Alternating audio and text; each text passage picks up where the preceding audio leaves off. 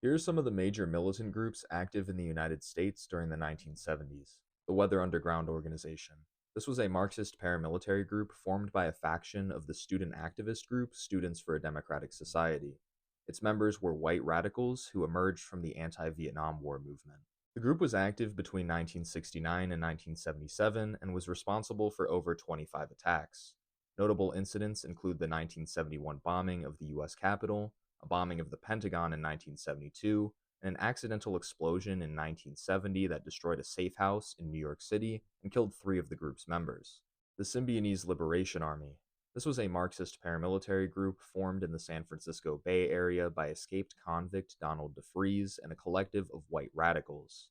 It expressed itself as a vanguard army uniting a number of left wing causes of the day.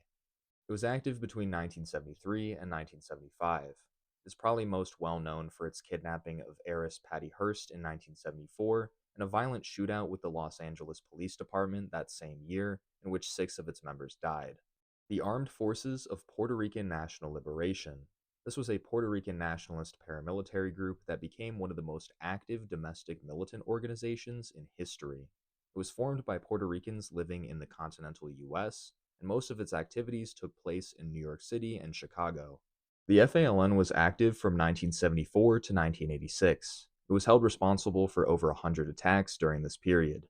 Notable incidents include the 1975 bombing of Francis Tavern, which killed four people, and a 1977 bombing of the offices of Mobil Oil, which killed one person.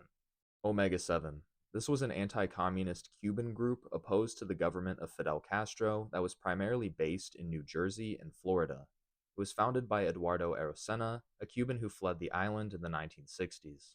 The group was active between 1974 and 1983 and carried out about 55 attacks. Most of these were bloodless bombings targeting Cuban interests in the US, although there were two notable assassinations. One took place in 1979, the killing of Eulalio Jose Negrin, a Cuban moderate who advocated for dialogue with Havana. The Jewish Defense League. This was a far-right Jewish paramilitary established by Rabbi Meir Kahane in New York City.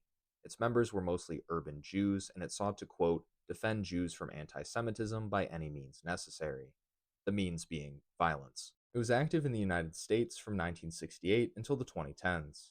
During the 1970s, it was mostly involved in street fighting with leftist and Palestinian groups, as well as bombings of businesses and diplomatic facilities connected to the Soviet Union. A 1972 smoke bombing linked to the group killed one person and injured 13.